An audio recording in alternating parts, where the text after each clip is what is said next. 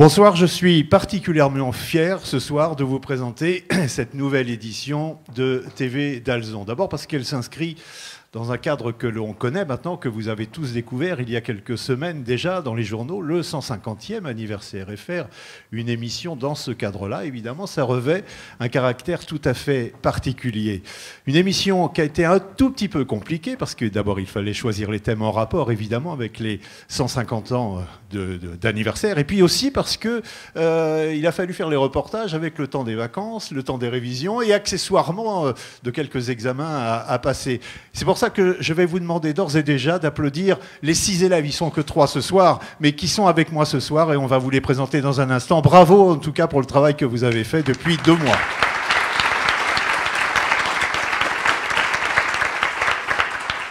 Alors vous êtes que 3 ce soir sur les 6 qui ont participé à cette émission pour une raison très simple, c'est que 3 ont pris l'avion ce matin pour aller à Budapest, je crois, en Hongrie, hein, c'est bien cela, dans le cadre des ouvertures dont on parlera aussi évidemment beaucoup à l'occasion de ce 150e anniversaire. C'est quelque chose que vous tenez évidemment pour cet établissement. Auparavant, j'ai une question à chacun de vous, je vais vous les présenter, on va commencer par vous, Elsa. Vous, c'est pas tout à fait la première fois que vous avez fait cette émission, c'est la 2e édition que vous avez faite avec nous. Visiblement, ça semble vous plaire. Et si c'était à refaire? Alors, je dirais même que c'est la 3e édition que je fais avec vous. Alors, c'est très très intéressant parce que ça favorise vraiment l'esprit d'équipe et l'esprit de recherche, parce que c'est pas rien de construire des sujets et aussi de passer à la télé. On est tous un petit peu stressés dès qu'on fait ça, mais c'est sûr que c'est un très très bon travail pour nous tous et pour les élèves surtout. C'est une belle opportunité. À côté, si c'était à refaire? C'est carrément à refaire. C'est hyper important dans la vie d'un lycéen. De vivre des expériences comme celle-là. Je parle de mon cas, je ne sais pas qu'est-ce que je veux faire plus tard dans mon avenir. Et ce métier de journaliste, ça m'a plutôt intéressé. Et faire des reportages, des interviews, j'ai trouvé ça très enrichissant. Voilà. Jocelyn, allez, le dernier à parler. Si c'était à refaire, vous? Moi, je le referais volontiers. C'était très intéressant. L'échange, on apprend plein de choses avec ceux qu'on interviewe ou même avec ceux avec qui on travaille. Moi, je le referai.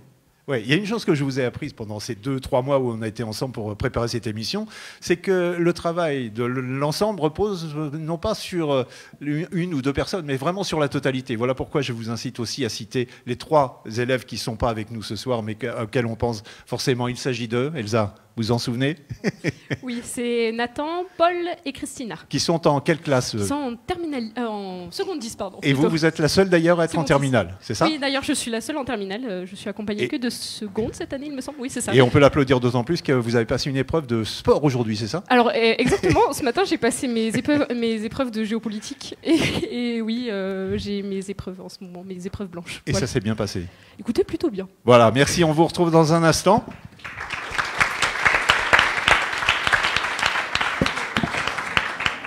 Je voudrais aussi qu'on applaudisse nos 2 autres intervenants qu'on connaît un peu plus, évidemment.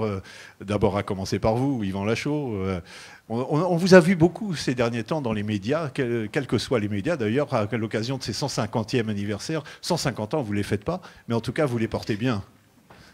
Bon, écoutez, c'était quand même l'occasion de fêter cet anniversaire et de mettre en avant celles et ceux, et surtout celles, parce qu'on est dans une congrégation féminine, celles qui, depuis 150 ans, ont œuvré pour que la maison soit ce qu'elle est aujourd'hui. Et je crois qu'on est tous très heureux de leur rendre hommage.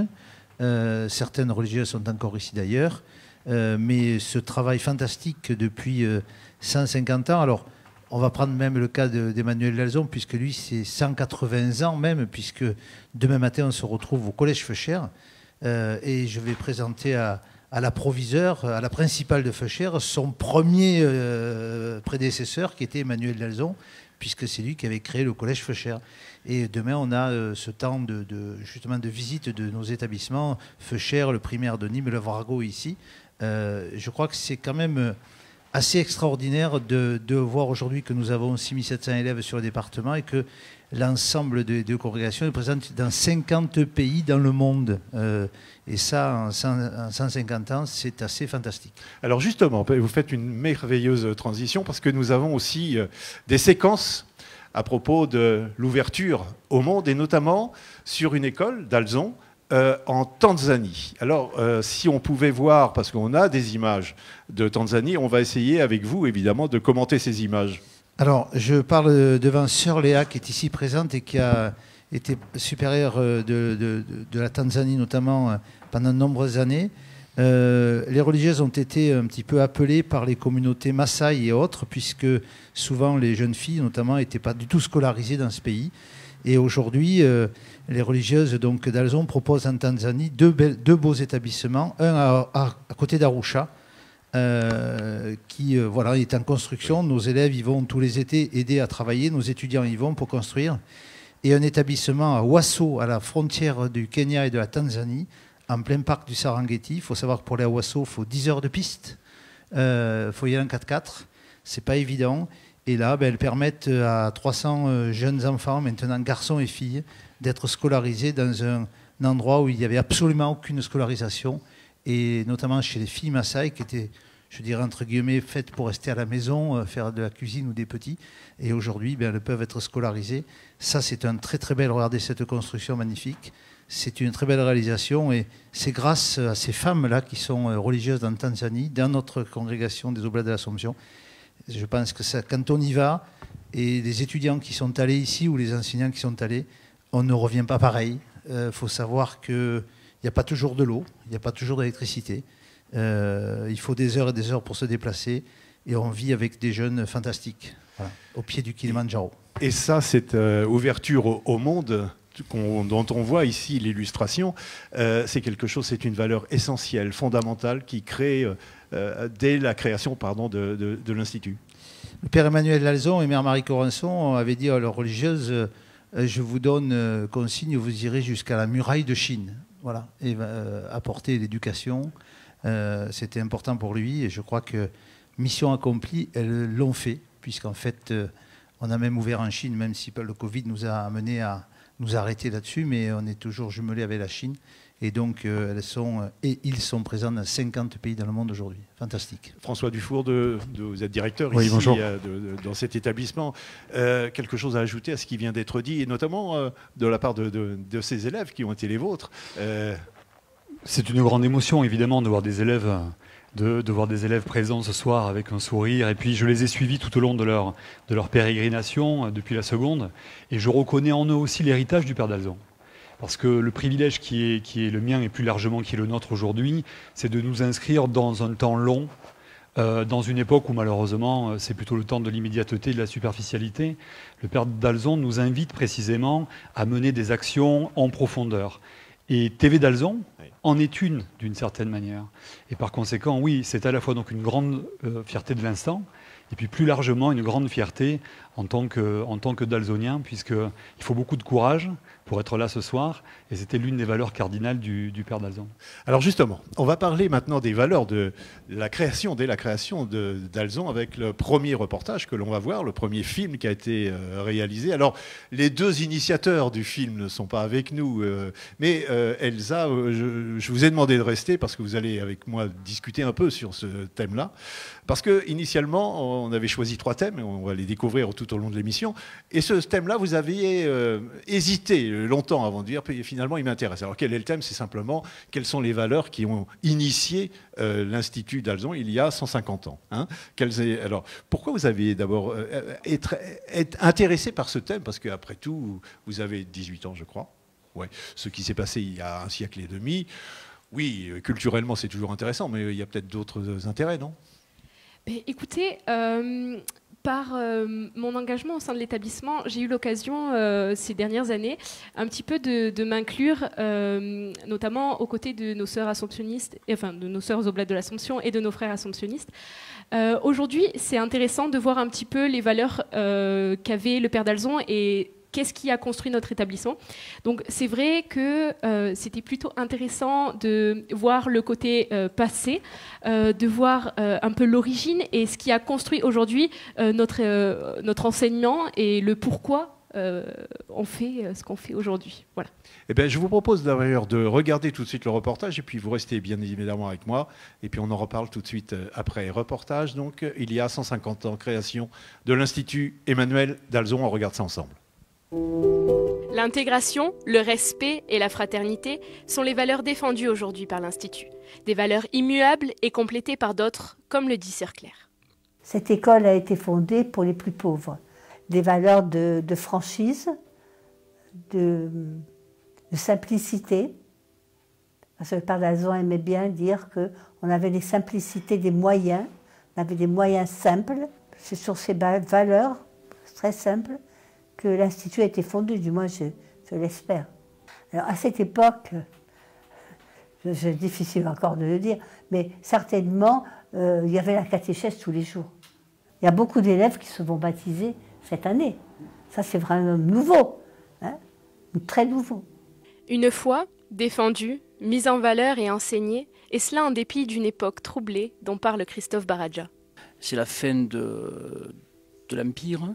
C'est la défaite française à Sedan, c'est la mise en place de la République qui n'est pas du goût d'ailleurs de tout le monde. Les catholiques de l'époque regrettent évidemment la monarchie, la Révolution ne leur a pas été véritablement favorable, ils ont perdu une partie de leur pouvoir. Et la République, à ce moment-là, se montre de plus en plus distante vis-à-vis du pouvoir religieux. D'Alzon a peut-être changé ses valeurs, mais en a-t-elle pour autant oublié ses racines ?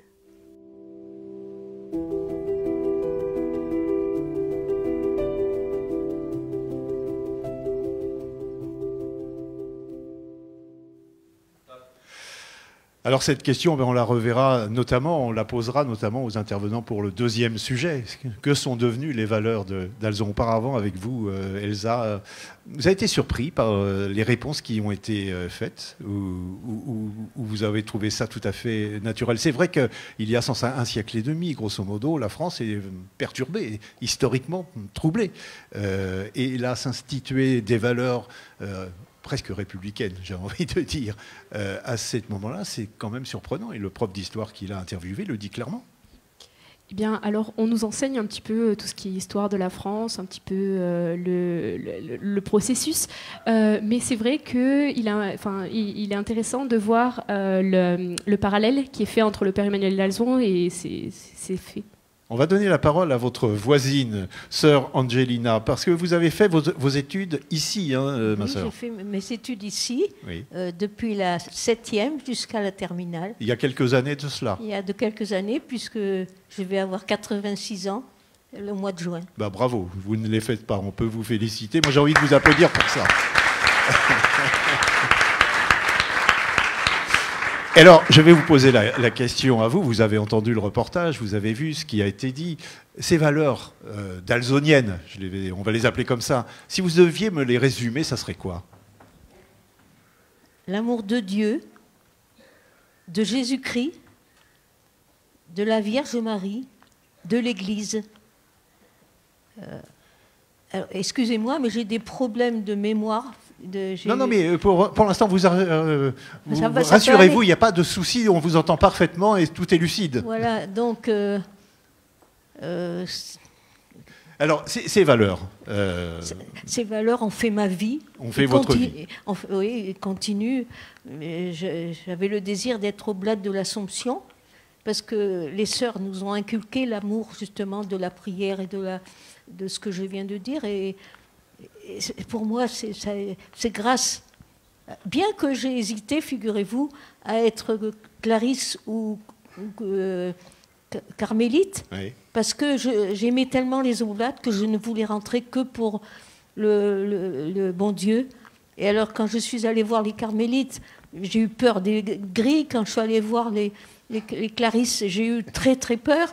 Et mon aumônier m'a dit, le père assomptionniste qui s'occupait de moi, me disait, c'est un signe que vous n'avez pas la vocation. Par contre, j'ai eu 2 nièces, dont la maman d'ici, une est carmélite et l'autre est clarisse. Ah ben voyez, au moins dans la famille, bien. Voilà. Moi j'ai envie de vous poser une autre question, c'est que au-delà des valeurs chrétiennes qui ont été ici enseignées, vous avez aussi vous-même enseigné. C'est-à-dire qu'il y a une éducation, une instruction qui était dispensée. Qu'est-ce que cette instruction, elle vous a permis de faire aussi? Oui, bon, alors, sur le plan enseignement... Enseignement. Parce que vous étiez professeur de mathématiques, c'est ça? Normalement mathématiques. Au début, j'ai débuté institutrice spécialisée, puis grâce à mes inspections, je suis devenue professeure. Oui. Mais j'ai toujours aimé beaucoup les élèves en grande difficulté. Donc j'avais des 15-16 ans. Et je peux vous assurer qu'ils quittaient l'école avec du travail. Et, enfin, deuxième raison de vous applaudir, vraiment. Alors, bravo à vous.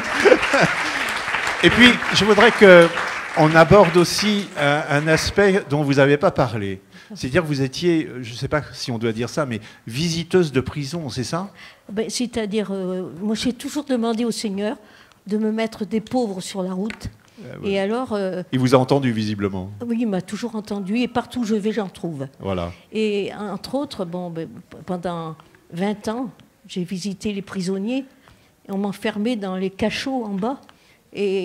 Pourquoi on vous enfermait dans les cachots en bas? Alors, on m'enfermait parce que c'était pour mettre en sécurité les prisonniers. Et alors, l'un d'entre eux m'avait dit, vous voyez, je perds la mémoire, il y a des phrases que je ne peux pas oublier. Un d'entre eux m'a dit, ma sœur, quand vous enferme dans le cachot, là, on n'a pas peur, ils n'ont pas peur qu'on vous fasse du mal, mais on n'est pas fous, on ne risque pas de vous faire du mal. Et vous savez, quand vous êtes avec nous, c'est comme si Jésus nous tapait sur l'épaule et nous disait, tu sais, ou vous savez, c'est comme si le bon Dieu me disait, tu vois, je ne t'oublie pas. C'était beau parce que, voilà.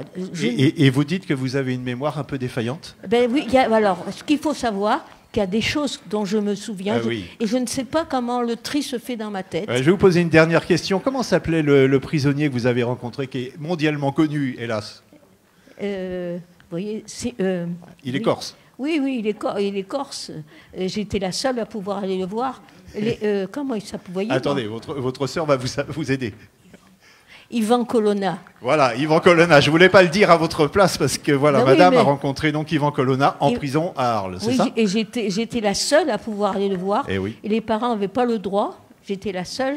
Et alors, oui, je ne sais pas si je dois raconter l'histoire quand même. Ouais, à condition que ce soit assez court, mais allez-y quand même. Et donc, je voulais aller voir Yvan Colonna. On m'avait dit, vous n'aurez pas de parloir d'avocat. Parce que, bon, alors... Je rentre et puis il y avait celui qui fait comment on appelle, devant là. Je dis, est-ce que je pourrais avoir un rendez-vous avec le directeur? Il me dit, alors il me dit pourquoi? Puis à ce moment-là, j'entends l'accent corse. Alors je lui dis, monsieur, vous êtes corse? Il me dit, alors je dis oui. Je dis moi aussi. Ah bon, alors dites-moi ce que vous voulez. J'ai dit, je voudrais voir Yvan Colonna dans les parloirs d'avocats. Alors il y a à la citadelle, à la prison. Non, devant la. Ah bon. Et il dit à le gardien qui était devant, allez, écris. Sœur Angelina, écris. Avocate, écris. Voilà, on va rester sur cette anecdote parce que je la trouve très belle. Et 10 fois, je suis allée le voir, 10 fois. À la 10e fois, vous étiez avocate. On voulait me déchirer mon papier. J'ai dit non, je le garde, c'est trop précieux. Merci en tout cas de votre témoignage. Yvan Lachaud, vous pouvez aller vous rasseoir. Je vous remercie beaucoup, madame. Merci, ma sœur. Merci beaucoup, ma sœur. Lorsque vous entendez des témoignages comme ceux-ci qui ont forgé et fondé la vie, c'est magnifique, non? C'est extraordinaire, et des témoignages comme sœur Angelina, on en entend dans le monde entier, puisqu'en fait, dès qu'on se déplace, on rencontre des femmes, des hommes aussi, qui se sont engagés toute leur vie. Et je crois que ce qui était important, je le disais tout à l'heure, de fêter ces 150 ans, c'est effectivement rendre hommage à celles et ceux qui sont encore parmi nous aujourd'hui, et toutes celles qui précédemment ont fait un travail extraordinaire. Quand on voit l'accueil, je ne peux pas rentrer dans tous les détails, mais quand on voit l'accueil des religieuses pendant la guerre de 39-45, ce qu'elles ont fait, comment elles ont hébergé celles et ceux qui étaient recherchés, en prenant des risques inouïs, pas plus loin qu'à la rue Séguier, on peut le dire, mais sans trahir un secret, elles étaient là pour tendre la main à celles et ceux qui étaient en difficulté au quotidien, et donc aussi dans l'établissement, puisque notre établissement aujourd'hui, il est ouvert à tous, Et c'est pas parce que des garçons ou des filles ne sont pas catholiques, ne sont pas chrétiens, n'ont pas les moyens, on les accueille tous et on trouve des solutions avec eux. L'essentiel, c'est de pouvoir les faire cheminer et que chacun puisse sortir de lui-même le meilleur et vivre sa vie de la façon la plus heureuse possible. Alors, en conclusion du sujet précédent, Elsa posait la question de savoir si les valeurs initiales ont depuis été transmises et comment ont-elles ou pas évolué. Je trouve que c'est une excellente question qui nous permet, en tout cas, par pure simplicité, d'introduire le deuxième sujet. Je veux quand même vous poser la question à vous, François Du. Les valeurs dont on vient de parler, notamment avec Sœur, vous avez le sentiment qu'elles ont été transmises et qu'elles ont évolué depuis ? Je crois que les valeurs que Sœur Angelina incarne parfaitement et les sœurs qui sont là sont toujours tout à fait vivantes et vivifiantes d'une certaine manière, puisque au quotidien, si on devait les résumer, ce sont des valeurs je l'évoquais tout à l'heure avec Elsa, des valeurs de courage. C'est-à-dire que les jeunes qui nous sont confiés sont des jeunes qui viennent avec leur histoire et on essaie de cheminer avec eux en suscitant en eux le courage, le goût de l'initiative. Le père d'Alzon était un homme formidablement moderne pour son temps, qui a franchi des étapes que beaucoup auraient découragées. Donc l'initiative, le courage, et puis bien évidemment le goût de la confiance en soi. Puisque ce qu'évoquait M. Lachaud à l'instant, c'est que chacun arrive avec son patrimoine personnel, culturel, familial, et que l'objectif qui est le nôtre, c'est de lui permettre de trouver son propre chemin pour dépasser ce qu'il pense être ses limites. Et je pense qu'en ce sens-là, on est tout à fait dans les pas du père d'Alzon. Je rajouterai simplement un dernier élément, c'est également l'indulgence, c'est-à-dire le goût de pardonner à l'autre, le goût de pardonner parfois ses propres erreurs. Donc le courage, la confiance, l'initiative et l'indulgence. Et je pense en effet qu'à ce titre-là, l'établissement est à la hauteur, que ce soit de la crèche jusqu'aux études supérieures. Oui, je le pense. Alors restez avec nous parce que précisément, Elsa, on va regarder votre sujet cette fois-ci, la façon dont ou pas les valeurs ont été transmises ou se sont adaptées, grosso modo. Alors vous avez réalisé un certain nombre d'interviews. Les réponses faites vous ont-elles surprise ? Alors, je vous avoue que les réponses que m'ont fournies un petit peu les interviewés ont comblé ce que je recherchais. J'étais vachement surprise de voir que les jeunes, que ce soit de mon âge, un petit peu plus jeunes, ou même nos professeurs, pensent approximativement la même chose que moi. Et j'ai plaisir à voir que l'établissement n'apporte pas les choses que je vois que seulement à moi, mais aussi à beaucoup de jeunes et à beaucoup de professeurs qui nous entourent. Alors, dernière chose, comme une illustration, je le disais en préambule, une illustration de l'ouverture au monde de ce sujet. Le sujet était fait par une élève espagnole d'origine. Il est en espagnol, traduit bien évidemment, et vraiment la façon dont cette petite... Donc quel âge elle a Elle doit avoir 16 ans. 16 oui, ans. En quelques mois, elle a appris le français. J'aimerais aussi bien parler l'espagnol, moi qui fréquente un peu l'Espagne depuis quelque temps, qu'elle a pu le parler, elle, en 6 mois, comme quoi on n'est pas tous égaux, que voulez-vous. Voilà, on regarde votre sujet et puis on en reparle après.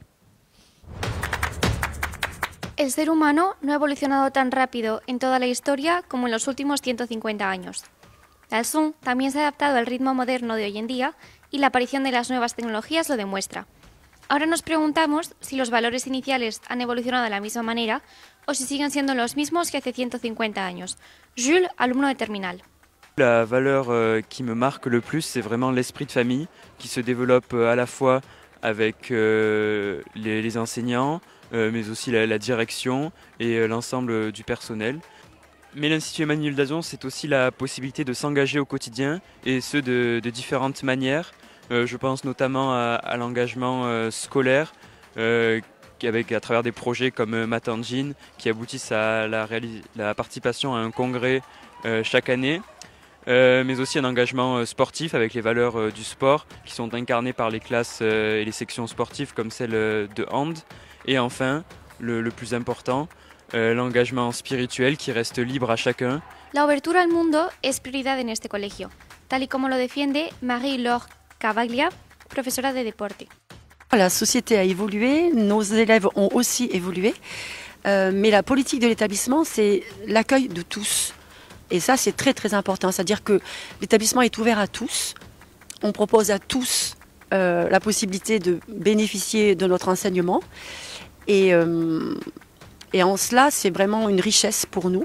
Voilà, on va essayer de s'adapter aux élèves qui ont changé, comme la société a changé, mais les valeurs restent les mêmes puisque c'est les valeurs de l'Évangile. C'est très important justement cette notion d'être ouvert à tous et d'accueillir tout le monde au-delà de la couleur de peau, au-delà de leur confession religieuse.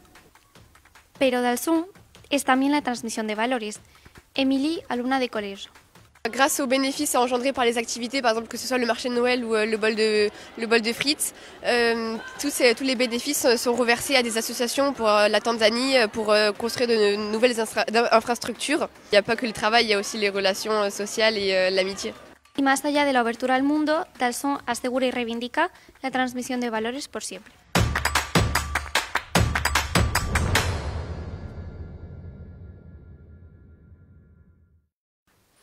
Quel joli reportage, non? Tout ça, vraiment, on peut applaudir parce que c'est des...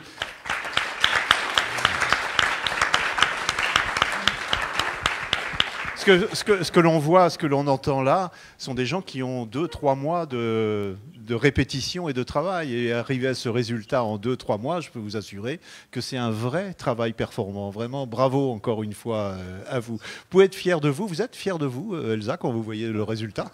Écoutez, je suis fière de nous, parce que pour le coup, je suis étonnée. Oui, attendez, attention à ce que vous dites là. Hein. Je suis très étonnée du rendu. C'est un plaisir, vraiment, de voir un petit peu notre travail réalisé. C'est très bien. Voilà.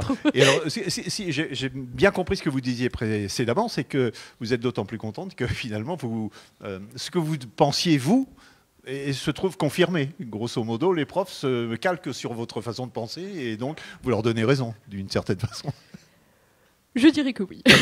Alors, à côté de vous, nous ont rejoint quelqu'un que vous connaissez bien. C'est simplement le papa et la maman d'Elsa. Et moi, Madame, bonjour, j'ai envie de commencer par vous. Vous avez entendu les précédents reportages, vous avez entendu ce qui vient d'être dit. Oui. Ces valeurs, c'est ce que vous vouliez aussi enseigner à votre fille? Oui, nous sommes d'anciens élèves de Dalzón. Personne n'est parfait, donc. Il nous semblait logique de mettre nos filles dans les établissements. Hein. Donc nos 2 filles ont fait leur scolarité au collège dans les établissements de Dalzón. Hein. Et Elsa a fait le choix de continuer au lycée. Donc on voulait un prolongement de l'éducation qu'on leur a donnée à la maison, hein, et notamment le côté religieux aussi qui était important pour nous. On a trouvé que l'établissement était tout à fait adapté à ce que l'on souhaitait, puisqu'elle a eu quand même Elsa au lycée a eu beaucoup de projets qui lui ont permis de grandir. Hein. Elle a fait un concours d'éloquence qui pour elle a été quand même très moteur. Elle a pu, grâce à son professeur d'anglais, partir en Inde et faire un voyage assez fabuleux.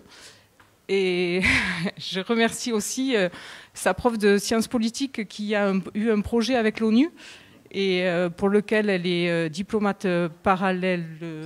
Voilà. Elle va nous en parler dans un instant. Voilà. Allez-y, continuez. Donc on a du coup laissé nos enfants en toute sécurité au lycée, en toute confiance. Et pour nous, c'était très très important. On va entendre monsieur, si vous voulez bien. Oui, bonsoir. Ces valeurs qui viennent d'être rappelées, et visiblement un attachement familial, vous partagiez évidemment cet un gros attachement familial, oui. On avait besoin d'un entourage famille, en fait. Et c'est ce que vous disiez tout à l'heure dans le reportage. Je suis arrivé un petit peu en retard, désolé. Donc oui, on avait besoin de cet attachement famille, de voir nos enfants évoluer. Puis le choix, surtout, ça a été leur choix de venir dans cet établissement, de continuer en fait. Mais vous savez qu'elle risque de mal tourner parce qu'elle me confiait hier peut-être avoir imaginé devenir journaliste.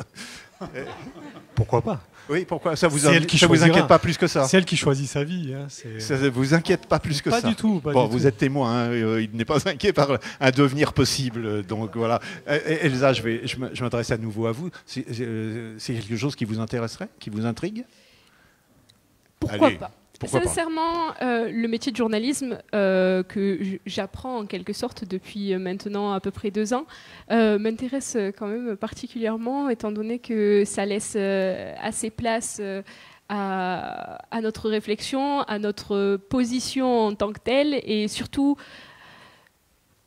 à la relation avec l'autre, je dirais. C'est intéressant d'interviewer des gens, de comprendre un petit peu ce qu'ils pensent et de mettre en corrélation d'ailleurs ce qu'ils pensent eux et ce que nous pensons nous. Alors j'ai une dernière question pour vous, parce que vous passez le bac, les résultats c'est dans quelques semaines maintenant. L'année prochaine, Dalzon, ce ne sera plus pour vous, sauf à aller dans une sup ici, mais je ne sais pas. Vous pensez à quoi ? Alors, Parcoursup est un sujet un petit peu sensible. Bon, alors on va passer peut-être autre.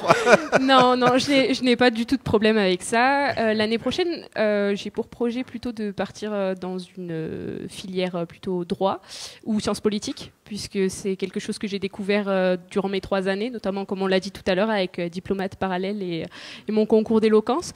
Je me vois, sans me vanter, je me vois très bien et je sais que je serai épanouie dans cette voie, puisque ce sont des choses que j'ai commencé à apprendre et dans lesquelles je me vois très très bien travailler plus tard. Bien, restez avec nous pour la fin de l'émission, bien évidemment. Je vous remercie pour votre témoignage. Merci à vous. Et merci à vous, Elsa. Restez merci. Parce qu'on va se voir après. Ce qui vient d'être dit à la fois par monsieur et mesdames, évidemment, ça doit vous satisfaire parce que ce n'est pas uniquement de l'enseignement. Il y a des valeurs tout à fait humaines qui sont visiblement transmises. Yvan Lachaud. Vous parliez tout à l'heure de l'évolution, effectivement. Le public a évolué. Aujourd'hui, on s'adresse à des jeunes qui sont issus de toutes les religions. Et l'important pour nous, c'est que chacun puisse s'y retrouver. On a fait le choix d'une heure de culture religieuse au sens large du terme dans l'établissement. Celles et ceux qui veulent plus peuvent prendre un parcours chrétien. Mais pour tout le monde, il y a 1 heure de réflexion, quelle que soit la religion. Et nous, ce qui est important pour nous, c'est que ces jeunes-là, aujourd'hui, apprennent à vivre ensemble. Parce que demain, dans la société, ils seront confrontés à ça. Alors, parfois, on nous fait le reproche, dire « mais pourquoi vous êtes si ouverts ?» Parce que je pense que ce qui est notre chance aujourd'hui, c'est de permettre à des jeunes intramuros, dans un établissement, dans un primaire, dans un collège, dans un lycée, de pouvoir justement avoir cette mixité sociale-là. Tout le monde peut s'inscrire à Dalzon. On a le devoir de respecter le règlement, ça c'est clair. Mais par contre, pour nous, ce qui est important, c'est cette mixité sociale qui est un plus pour tout le monde. Et puis, voilà, on a des périodes de carême, on vient de passer un ramadan. Il y a des enseignants qui, lors de l'heure de culture religieuse, ont abordé ce qu'est le ramadan aujourd'hui par rapport au carême et autres. Je pense que cet échange-là, c'est un plus pour tout le monde. Voilà, donc oui, ça a évolué, bien sûr. On le disait tout à l'heure, ceux qui veulent cheminer dans la religion chrétienne, bien sûr qu'on leur permet de le faire, bien sûr qu'il y a des aumôniers, bien sûr qu'il y a des religieuses dans l'établissement, mais en même temps, c'est important qu'on soit ouvert à tous parce que notre société a changé et nous, on doit s'adapter à ça. La preuve en est, c'est que lorsqu'on va dans d'autres pays, si je vais en Tanzanie, la moitié est chrétienne, la moitié est musulmane et ça ne pose aucun problème. Ils cohabitent dans le même établissement. C'est ça, je crois, que nous souhaitons faire. Avant que nous passions au 3e sujet, je voudrais que l'on voit juste un tout petit extrait d'une autre école de Bogota, cette fois-ci, Dalzon, donc en Colombie.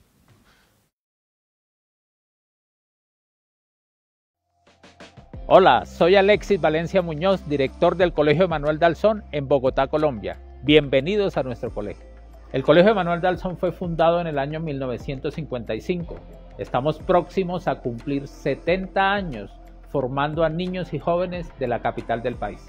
Al día de hoy atendemos 1.037 estudiantes, entre niños, niñas y jóvenes en los niveles de educación preescolar, básica y media, es decir, niños desde los 3 hasta los 17 años. Nuestro proyecto formativo está fundamentado en el ideal educativo del Padre Manuel Dalzon. Por esa razón, nuestros principios y nuestros valores están anclados a los principios del Evangelio y al triple amor del Padre Dalzon. Amor por Jesús, amor por María su madre y amor por la Iglesia su esposa. Hoy nos unimos a la celebración de los 150 años de la fundación del Instituto Manuel Dalzon en Nîmes, Francia. Oramos por ustedes para que Dios les dé larga vida. Un feliz aniversario.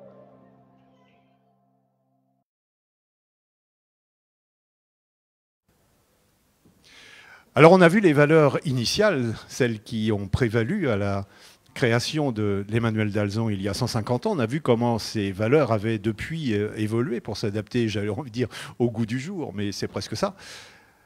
Aujourd'hui, comment ces valeurs risquent ou peuvent-elles encore évoluer pour s'adapter aux nouvelles technologies? Il sera beaucoup question notamment d'intelligence artificielle. Jocelyn, vous avez réalisé avec Sacha ce film. Vous avez été surpris par ce que vous avez entendu et les réponses que, évidemment, l'on va tous entendre dans votre film. Un mot de présentation. Je dirais que je n'ai pas été forcément surpris dans le sens où moi, en tout cas, en tant qu'élève, je me suis toujours dit l'éducation d'aujourd'hui, comment elle fonctionne, n'évolue pas beaucoup. Et c'est ce que les reportages nous ont un peu confirmé. Par exemple, les profs que nous avons, auxquels nous avons posé des questions, en tout cas ceux que nous avons tournés, m'ont confirmé ce que je pensais, c'est-à-dire que l'éducation n'évoluerait pas non plus énormément. Bon, Sacha qui est avec vous, on va vous entendre dans un instant parce que vous avez assuré le commentaire du film. Un mot sur ce que vous avez monté, les interviews. On a tourné ces interviews et on a, comme l'a dit Jocelyn, pas été réellement surpris par les réponses. En fait, ces valeurs à Dalzon sont tellement, je dirais, sont tellement exceptionnelles, incroyables, qu'en fait on a presque peur que... Ça, le président, il est contre. Hein, On a presque peur que ces valeurs disparaissent. Donc, elles risquent d'évoluer, oui, avec les nouvelles technologies, etc. Mais elles continueront à exister. Allez, on va regarder votre film et puis on en reparle tous ensemble tout de suite après. Allez, on regarde le film. Pour beaucoup, les classes du futur ressembleront à celles d'aujourd'hui, mais avec de nouvelles technologies. L'éducation, à l'Institut Emmanuel d'Alzon, va donc évoluer tout comme ses valeurs principales. Mais alors, à quoi va ressembler une classe de cours à l'avenir? Charline Guiguier, professeur d'histoire géo, y répond. C'est une salle où le professeur serait toujours présent avec ses élèves sans être en distanciel comme on a pu l'être durant le Covid. Ça me plairait beaucoup d'immerger mes élèves sur un temps restreint à l'aide d'un casque de réalité virtuelle pour leur montrer par exemple la vie au Moyen-Âge ou comment on vivait pendant la Révolution ou les faire assister à une bataille napoléonienne par exemple. Romana Hassanali est conseillère d'éducation de première. Elle est aujourd'hui le lien avec les familles. Pourrait-elle être demain remplacée par les intelligences artificielles? Réponse. Je ne pense pas, parce qu'on a quand même un contact humain qui est très important. En fait, dans ce lien que l'on a entre les familles et les élèves, on est aussi une écoute pour les élèves et les familles, mais aussi pour les professeurs. Et je pense que les robots, malgré le fait qu'aujourd'hui on parle de cartes, de carnets numériques, je pense qu'il faut toujours avoir ce contact humain. L'une des valeurs majeures demeure donc l'ouverture au monde, d'où les échanges permanents dont parle Nicolas Sanson, professeur d'anglais. La section euro, c'est une section d'ouverture au monde anglophone, puisque c'est la section euro-anglais. La façon dont ça fonctionne, c'est qu'un certain nombre de matières sont enseignées en partie du programme en anglais, en l'occurrence. Donc il s'agit des mathématiques, des sciences physiques et de la SVT dans notre section. Nous sommes en partenariat avec 3 établissements scolaires. Un établissement scolaire à Washington, enfin à côté de Washington exactement, un établissement scolaire à Delhi en Inde et un établissement scolaire à Orange en Australie. Avec évidemment l'idée de partenariat et donc des correspondants et un échange de famille à famille. Donc voilà ce qui nous motive et ce qui nous fait avancer dans la section euro. Échange, ouverture au monde, restent et resteront les atouts majeurs transmis par Emmanuel d'Alzon.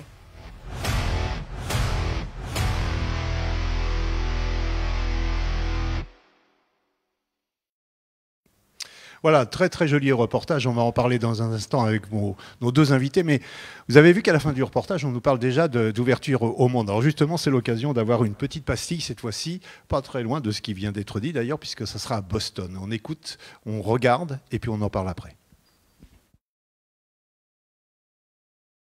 Good morning from Assumption University in Worcester, Massachusetts. My name is Father Dennis Gallagher. I'm an Assumptionist. I'm the Vice President for Mission here at the university. Here in a special way to send best wishes and congratulations to the Institut d'Alzon for its 150th anniversary. So together, I think we're committed, both the Institute and here at the university, we're committed to assuring that the spirit of Father d'Alzon that continues into the future. We're a university of about 1,800 undergraduate students studying a whole range of different disciplines in what we call here the liberal arts, the humanities, and also in more technical career disciplines. So we carry on the work, and we hope that together we might once again deepen our connection to Father d'Alzon.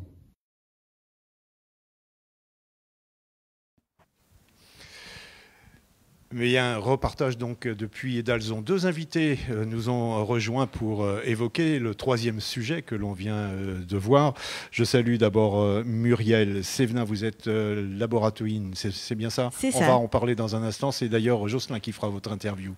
Et puis le Dazen, comme l'on dit aujourd'hui, inspecteur d'académie, vous appelez Christophe Mauny, hein, c'est bien cela.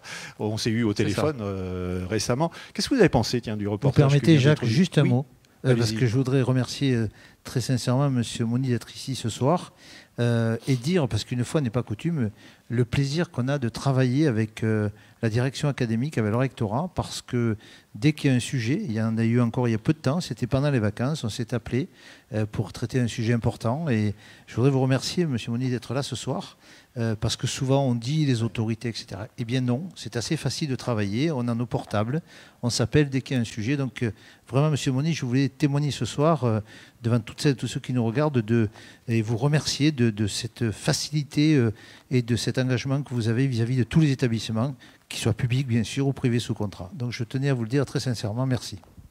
Je vous remercie, c'est avec plaisir. Merci pour votre disponibilité dans tous les cas, visiblement. En tout cas, oui, je repose ma question. Donc, qu'est-ce que vous pensez des réponses qui ont été faites sur la façon dont ou pas la pédagogie d'aujourd'hui pourrait demain s'émanciper ou en tout cas évoluer et prendre en compte les nouvelles technologies comme l'intelligence artificielle?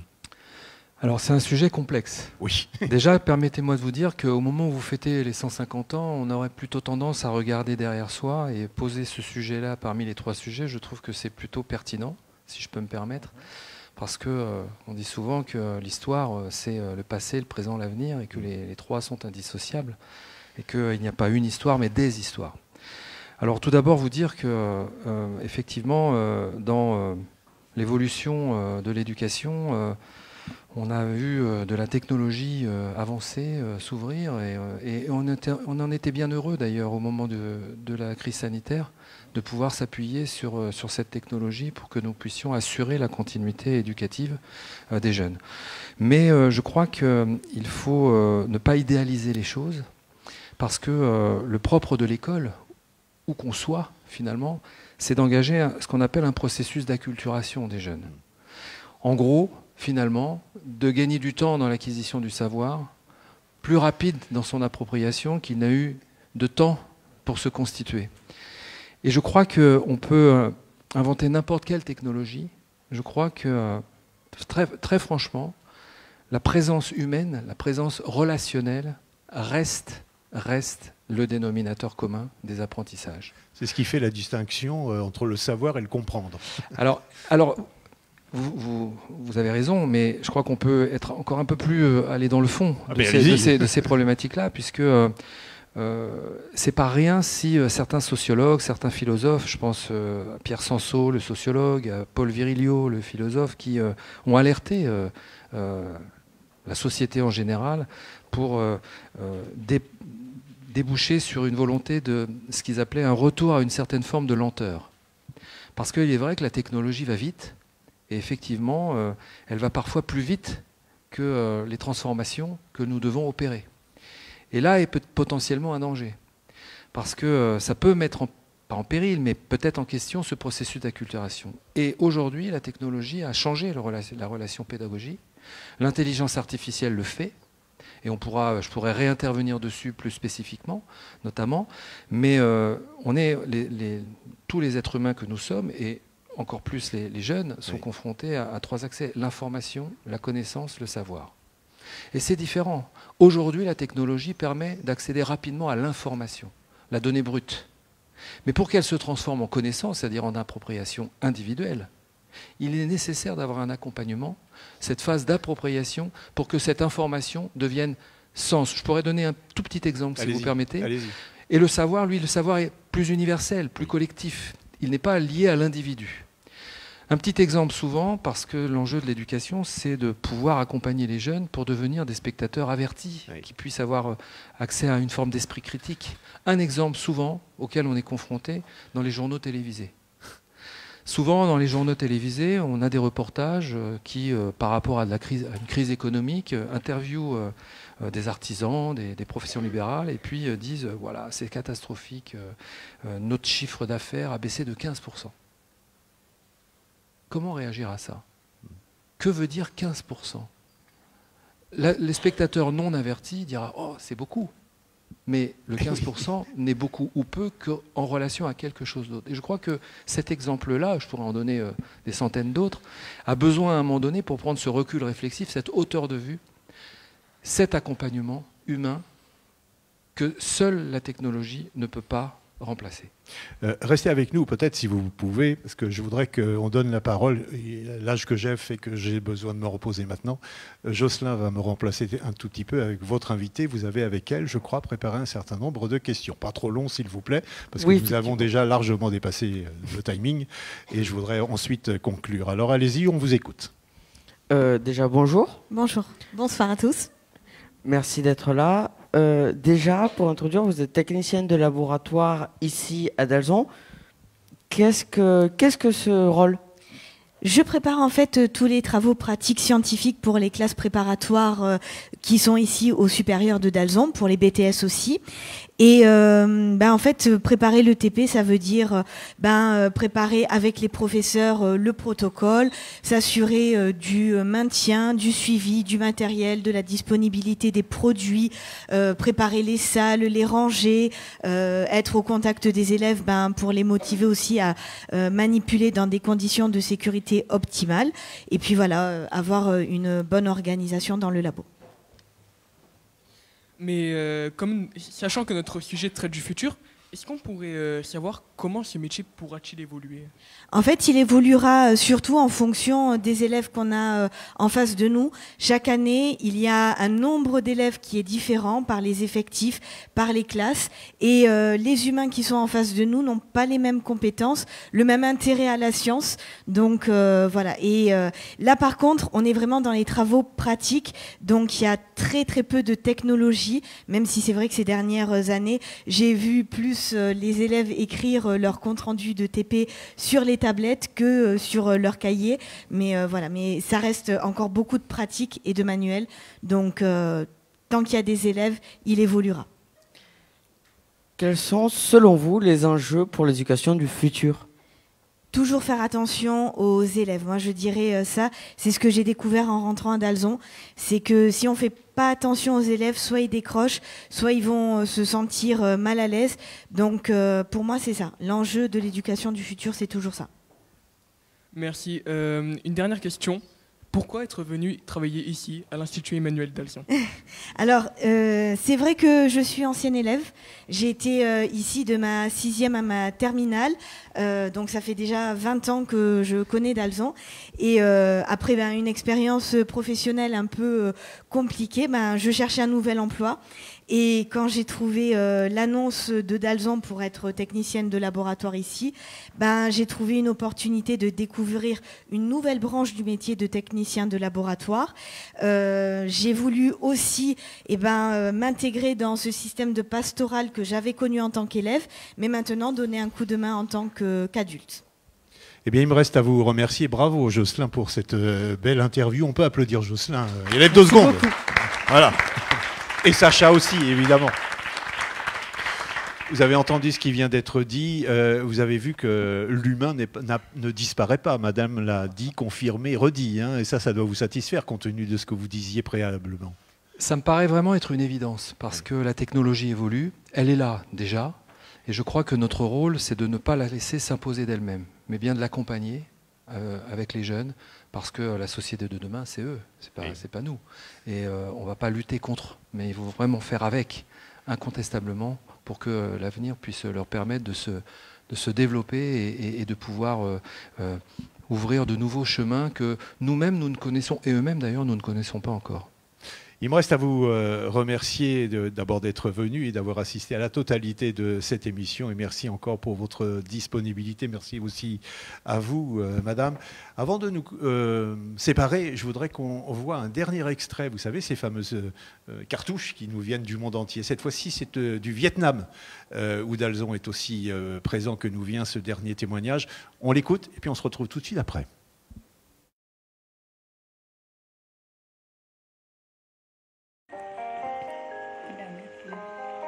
Bienvenue à Dalzon Én nhỏ au Việt Nam, situé à Dĩ An, Bình Dương. École ouverte depuis le 28 février 2022, qui accueille aujourd'hui 120 élèves du niveau de 2 ans au 5 ans. Les valeurs du Père Emmanuel Dalzon sont universelles à travers le monde. Nous tenons une phrase qu'il a dit: l'amour se prouve par les faits. Nous souhaitons de très joyeux 150 ans à l'Institut Emmanuel Dalzon.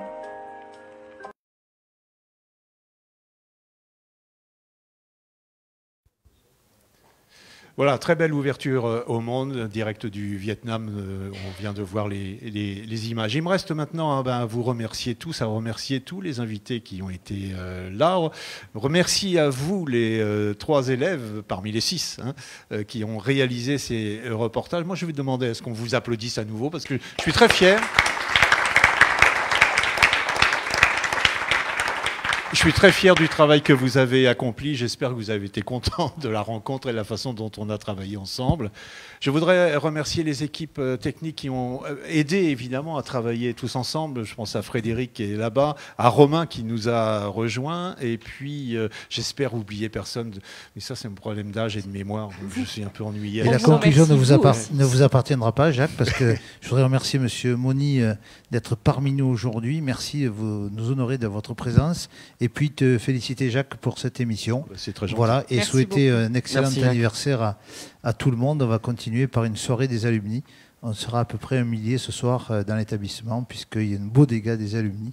Et demain, on fera le tour de la ville pour honorer Emmanuel Dalzon. Voilà. Merci beaucoup à tous. Merci, à la prochaine bonne fois. Soirée. Merci.